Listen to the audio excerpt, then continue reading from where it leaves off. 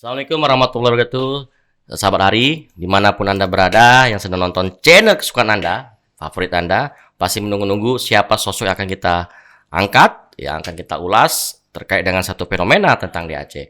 Nah, sahabat Hari, ada hal yang ingin saya sampaikan terlebih dahulu sehubungan dengan kasus beasiswa di Aceh, di mana sudah barak pemberitaan, sudah banyak hal yang sudah dilakukan oleh penyidik khususnya Polda Aceh dalam pengungkapan sampai hadirnya solidaritas advokat Aceh untuk mahasiswa.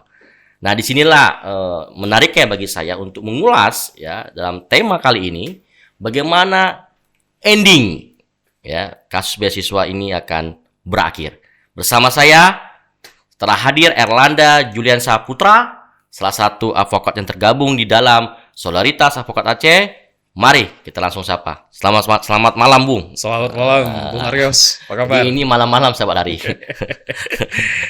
malam minggu lagi, Bang Aryos. Malam minggu lagi. Jadi, Bung, bincang-bincang santai kita ini coba bagaimana melihat satu fenomena yang nggak usai ya, nggak jelas endingnya. Menurut Bung, endingnya sampai sejauh mana nanti? Apakah memang akan berakhir pada pelaku yang utama atau hanya jadikan korban-korban saja kasus beasiswa ini? Siap, mantap. Jadi kalau kita bicara soal ending, Bang, ini kayak film. Sebenarnya filmnya ini ada sisi di mana harus ada klimaksnya. Iya. Tapi filmnya ini ternyata kentang deh, Bang. Tanggung ya. Karena apa? Karena sebenarnya proses ini udah cukup lama, Bang. Karena proses penyidikan yang dilakukan oleh pihak kepolisian tanpa mengurangi rasa hormat kita kepada tim kepolisian yang telah melakukan proses penyelidikan dan penyidikan yang cukup panjang.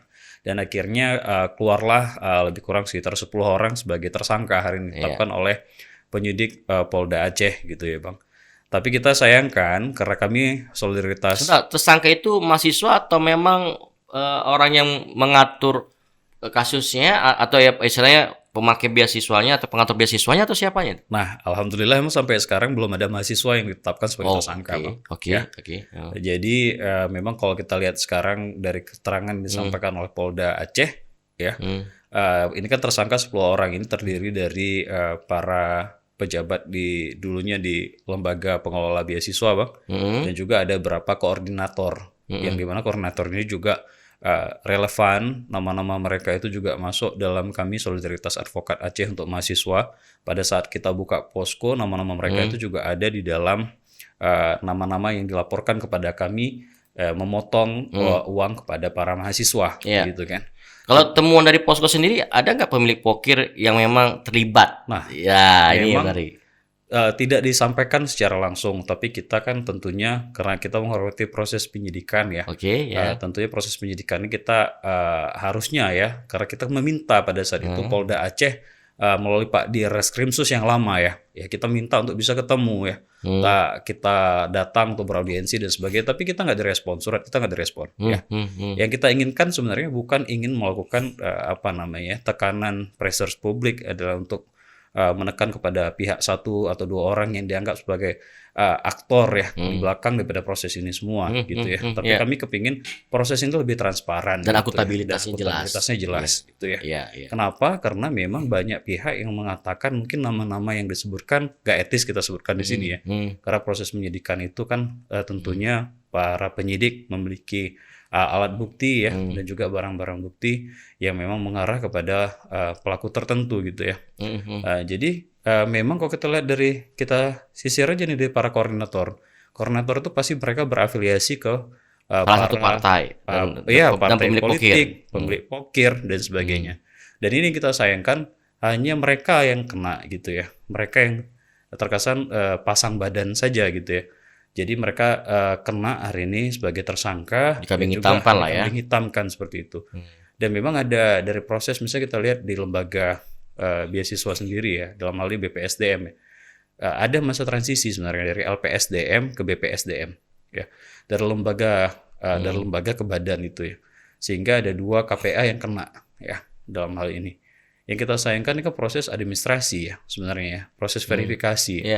Nah, memang proses verifikasi di sini, ya, kalau tingkat KPA itu ya biasa lah, mereka pasti nggak terlalu paham ya proses secara detail ya. Yang paham ini kan orang yang di bawah, verifikator ya.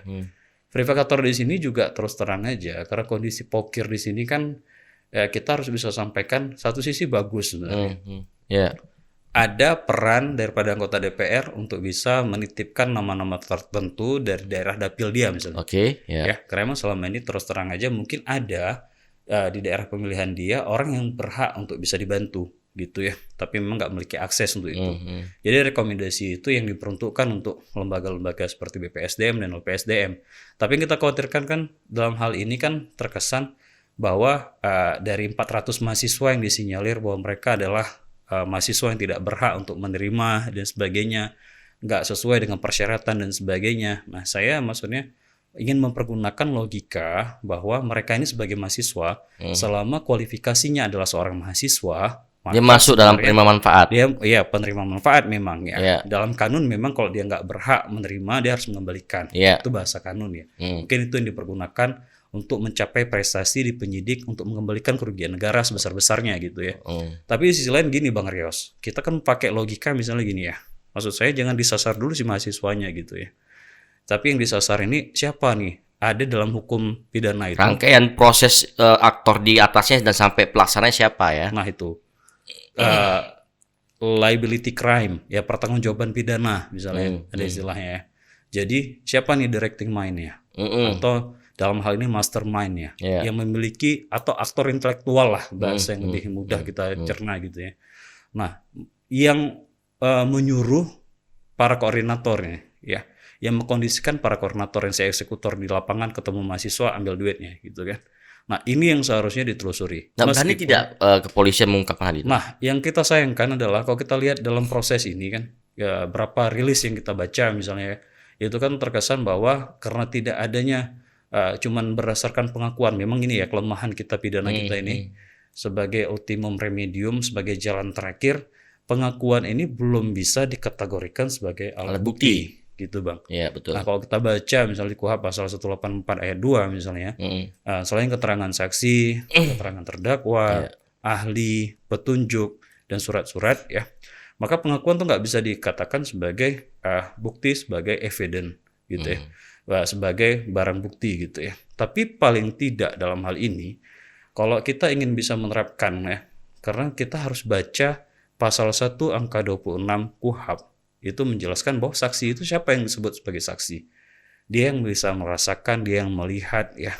Ya, dia yang dalam hal ini adalah yang mengetahui langsung kondisi pada saat dilakukannya tindak pidana gitu kan. Kalau ada yang melakukan justice collaborator untuk mengungkapkan hal itu ya, memang itu perlu dilindungi oleh negara atau LPS lembaga perlindungan saksi korban itu. Ya, itu bisa ya. Bisa aja. Nah, makanya kita kepingin sebenarnya gini.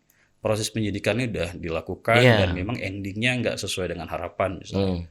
Tapi mereka kan yang dalam hal ini ditetapkan sebagai tersangka, kalau memang ada pihak-pihak yang dalam hal ini memanfaatkan mereka untuk kepentingan mereka pribadi, maka saya mengusulkan para tersangka ini ajukan aja justice collaborator atau GC. Ya, ajukan itu ke penyidik ya sejak awal ya. Nah, dengan kondisi nanti dipertimbangkan oleh hakim tentunya sebagai pengadil. Pasti kan nanti kalau ada koordinator ataupun siapapun yang punya ketidaksukaan atau tidak respect dengan yang menyuruh tadi master plan-nya, aktor intelektualnya, pasti kan akan nyanyi ya. Iya tentu ya. Makanya kita harus sampaikan bahwa sebenarnya dalam hal ini harus kita lihat secara jernih persoalan hukumnya gitu ya. Maka sebenarnya dalam hal ini saya kepingin, karena kebetulan saya Bang ada beberapa kasus tindak pidana korupsi yang kita juga turun menjadi kuasa hukum atau penasihat hukum gitu ya. Terkadang penyidik dalam hal ini terlalu memaksakan seorang itu harus menjadi tersangka. Itu juga berbahaya. Itu proses mengarah kepada proses kriminalisasi. Dan ini menurut saya satu hal yang nggak bagus sebenarnya dalam proses penegakan hukum atau law enforcement yang ada di Aceh gitu loh. Kenapa demikian? Ini kan soal objektivitas penyidik. Yang dimana kita sampaikan objektivitas penyidik di sini ya sering sekali terbantahkan dalam proses persidangan Bang. Di persidangan pada saat alat bukti yang disampaikan oleh penyidik, barang bukti yang disampaikan oleh penyidik, ya ternyata dalam hal ini mungkin penasihat hukum mampu meyakinkan hakim dalam hal ini yang bersangkutan tidak bersalah. Pada saat putusan itu bebas, sebenarnya harus kita lihat dalam dua kacamata Bang. Kacamata pertama soal keadilannya secara transaksional sudah terjadi bahwa memang penyidik salah menerapkan hukum. Kacamata kedua pasti publik akan menilai secara sinis bahwa putusan ini terkesan seperti putusan yang dibeli. Kayak saya dengar kayak kisah kasus anak yang ditabrak atau langsung ditersangkakan itu ya. Ya, itu kan proses memang kalau dalam hukum tuh soal culpa levis, Bang. Culpa levis itu soal kerugian soal kealpaan ringan ya sebenarnya. Itu beda kasus ya kita bilang, tapi memang dalam ini kok pengemudi ya bagaimanapun driver menabrak seorang misalnya tetap dianggap lalai dan tetap harus bisa dikenakan pidana karena hukumnya seperti itu. Nah, untuk saran kepada sahabat Ari yang nonton channel ini, apa yang bisa disampaikan agar semua pihak serius dan juga masyarakat Aceh yang memang peduli terhadap generasi muda agar tidak dikriminalisasikan ya, itu mau ikut serta yang backup proses kasus beasiswa ini sampai tuntas secara transparan dan akuntabilitas. Ya, sarannya pertama memang kita harus bisa pertama kita tentu harus mendukung proses dan menghormati proses penyidikan dilakukan oleh pihak kepolisian. Tentu ini bukan hal yang gampang juga, menggunakan kerugian negara yang besar, mengumpulkan ratusan mahasiswa, mengumpulkan berbagai macam informasi itu juga hal yang sulit sekali bagi penyidik ya. Tentu kita yang pertama harus menghargai proses hukum dilakukan oleh penyidik. Yang kedua, kita juga sebagai masyarakat tentunya harus bisa menilai secara objektif. Saya pikir masyarakat dengan era keterbukaan informasi publik hari ini sudah sangat bisa aware lah dengan informasi. Gitu itu ya. Terlihat sekali dengan respon di sosial media di sini. Sangat. Netizen kadang-kadang punya nilai sendiri dalam memahami satu kasus ini ya. Betul. Meskipun ya dianggap netizen itu maha benar dengan segala komentarnya gitu ya. Tapi maksudnya dalam hal ini paling enggak masyarakat lebih teredukasi lah ya dengan kondisi ya kita mungkin channel Jalan Ari ini juga salah satu pola untuk bisa mengedukasi masyarakat gitu ya. Bagaimana bisa melihat bahwa persoalan hukum hari ini juga harus dilihat pada konteks keadilan ya. Makanya kenapa selalu digaungkan istilah restoratif justice, justice kolaborator. Itu mungkin restoratif justice kok dulu kita bilang mungkin istilahnya damai lah gitu kan. Nah, justice kolaborator di sini bagi mereka yang mungkin bisa mengungkap tabir tindak pidana mungkin secara lebih luas.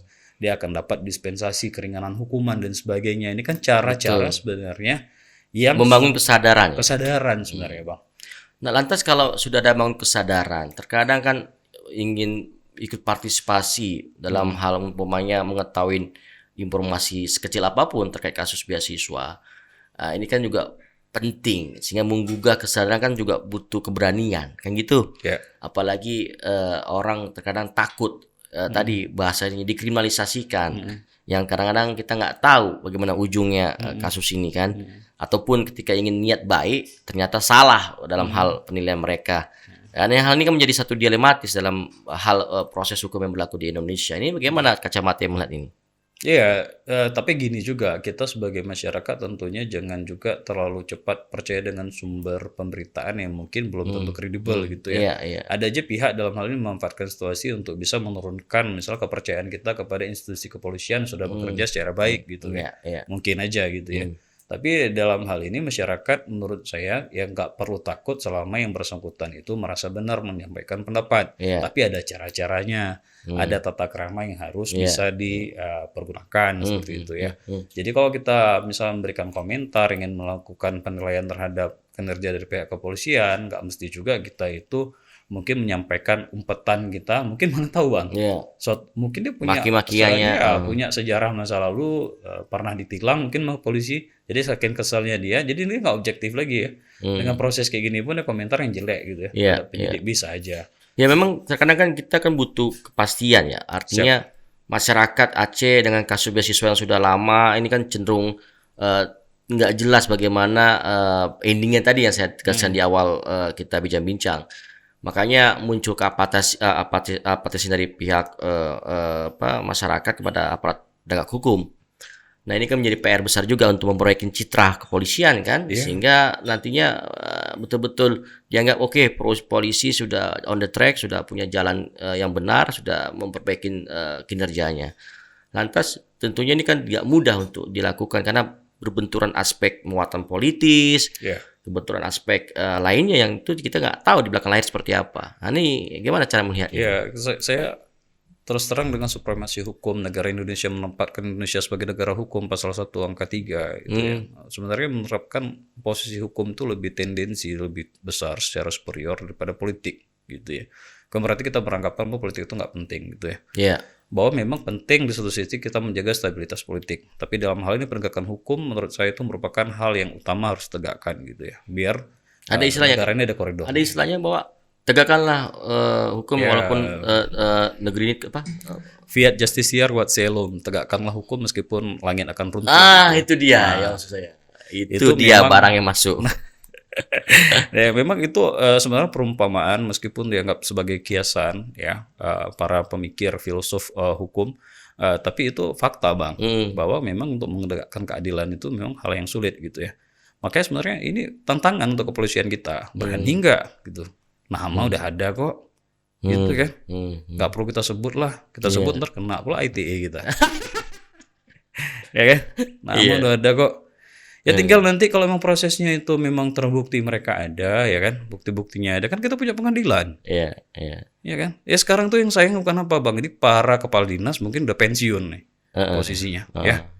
Para pejabat-pejabat yang mungkin juga ada pensiun dalam hal ini. Tetapkan sebagai tersangka dan mereka tidak tahu karena ini sifatnya secara administratif, mungkin mereka salah secara administratif. Iya, makanya harus jelas. Kalaupun memang harus restorasi justice ya. Tidak masalah juga kalau memang itu menjadi satu keputusan hukum. Boleh, kenapa enggak Bang? Semua sekarang terbuka Bang. Terbuka prosesnya Bang. Tapi yang penting harus ada kejelasan seperti apa proses ini, harus endingnya. Jadi yang enggak menyimpan api dalam sekam kan gitu. Betul. Kita ini kan kayak disuguhkan tontonan tersanjung 1 sampai 6. Ya, Cinta Fitri 1 sampai 6. Endingnya belum tentu kawin antara Teuku Wisnu sama Shireen Sungkar gitu kan. Ya. Kemana endingnya kan? Bahkan itu menjadi diskusi yang hangat ketika di ruang kuliah ya dengan mahasiswa, sehingga ketika melihat bagaimana perilaku politik dapat mampu mengintervensi arena hukum, ya kan, yang itu menjadi satu hal yang dianggap baku dalam rasional ya. Bahkan orang politik diintervensi oleh orang ekonomi karena yang mampu mengatur orang politik kan orang ekonomi, kan dalam artian ada kepentingan muatan ekonomi yang besar di situ. Nah, hal ini kan yang berbahaya untuk melihat mindset orang, jangan sampai terprakteknya dalam kehidupan sehari kan. Iya, bener Bang. Ini sebenarnya gini juga Bang ya. Satu sisi saya tadi sepakat karena Bang menyinggung soal mahasiswa ya. Ini sebenarnya kita nih sejak awal ingin melakukan pembelaan terhadap mahasiswa dengan catatan yang pertama, mahasiswa yang kita bela ini memang mereka tidak melakukan misalnya memalsukan surat dokumentasi keterangan bersangkutan orang nggak miskin tapi pura-pura miskin gitu. Nah itu saya terus terang nggak kita bela Bang, orang-orang gitu Bang ya. Ada temuan beasiswa itu yang tidak miskin. Tapi ketika tadi kita sepakat bahwa apapun mahasiswanya. Misalnya gini Bang, mahasiswa yang memang tadi soal dapil misalnya ada hak reman lah gitu ya, anggota DPR untuk mengajukan pokirnya itu. Oke, di situ itu saya setuju tuh ya. Mungkin itu soal biar ada pemerataan lah, mungkin daerah-daerah kan nggak semuanya bisa dapat akses beasiswa gitu ya. Saya setuju. Tapi misalnya memasukkan surat itu kan udah nggak benar gitu ya Bang. Misalnya gini Bang, saya mau sampaikan bahwa doa usaha orang dalam, nah itu doa usaha orang dalam, itu kata kunci buah tangan, garis tangan, dan tanda tangan. Nah itu itu perumpamaan meskipun dianggap jokes, tapi fakta Bang. Di Aceh ini mungkin juga sebagai momentum biar ke depan LPSDM atau BPSDM terbuka lah soal beasiswa gitu beasiswa kan. Sejauh ini sudah mulai baik kalau saya lihat kan. Ada proses chatnya dan proses itu kan. Dan ada juga seleksi dengan calon tim independennya kan. Artinya ada penataan lah segala. Tapi gini Bang, maksudnya Bang. Ini mungkin pengalaman saya pribadi ya Bang. Untuk mendapatkan beasiswa misalnya dari jalur prestasi dan jalur miskin, itu informasinya sangat mungkin kalau dibilang nggak transparan juga, diupdate juga tuh di website misalnya kan, diupdate juga tuh di informasi mungkin di kampus-kampus kan, flyer dibagi kan. Tapi terus terang aja itu terkesan dulu ya, mungkin sekarang mudah-mudahan lebih baik gitu ya. Terkesan dulu itu kayak kejar jam tayang gitu, kebut ya. Jadi kita pun mahasiswa nggak akan mungkin bisa mempersiapkan diri untuk bisa mempersiapkan seluruh dokumen yang dimintakan pada saat itu.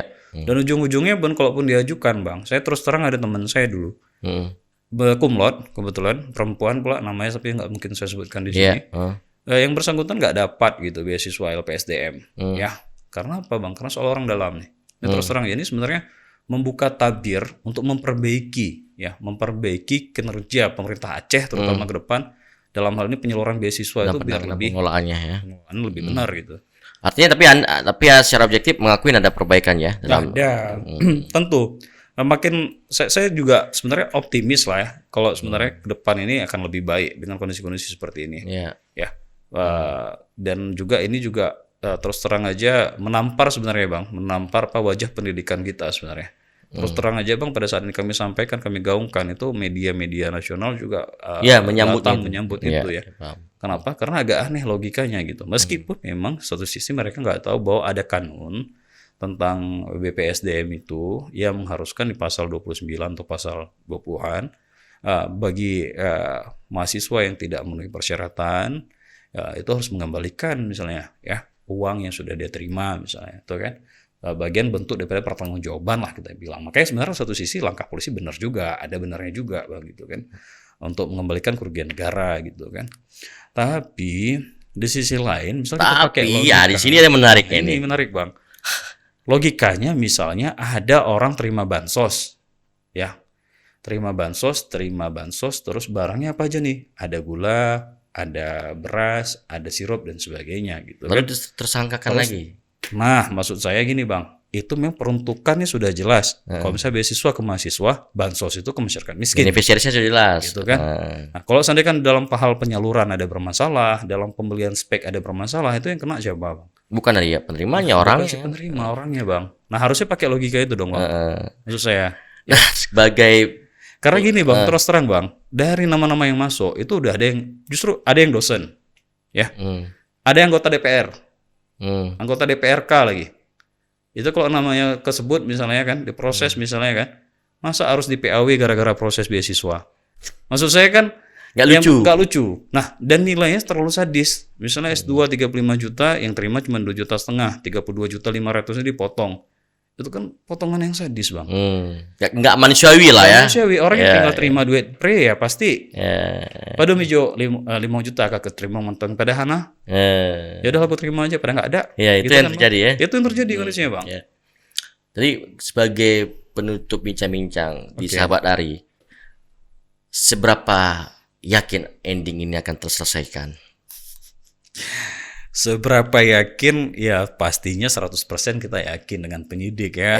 Jalan Ari ini membuka jalan bagi penyidik. Mungkin juga mana tahu setelah nonton ini penyidik langsung bisa menetapkan tersangka, aktor intelektualnya bisa ditetapkan lebih bagus. Ya mungkin amin, semoga saja amin gitu ya. Kita sebenarnya nggak ingin gembira di atas penderitaan orang, nggak juga Bang. Tapi dalam ini tepatkanlah hukum itu pada tempatnya gitu Bang. Betul, sepakat. Jangan sampai orang yang ditahan ditetapkan sebagai tersangka orang yang nggak bersalah gitu. Yang penting ada proses kepastian hukum yang penting. Betul. Siap. Baik, Sabari, usai sudah bincang-bincang singkat kita bersama pengacara muda yang sedang naik daun, ya, dan juga banyak kasus yang sedang ditangani. Ini sangat luar biasa. Jam terbang sudah banyak kemana-mana. Ya, Erlanda bukan kaleng-kaleng dalam hal menjelaskan barusan. Nah, tentunya banyak hal yang ditangkap yang kita bisa ambilkan satu intisari sejauh mana proses kasus beasiswa berjalan. Sampai ketemu lagi bersama saya. Salam Jalan Ari.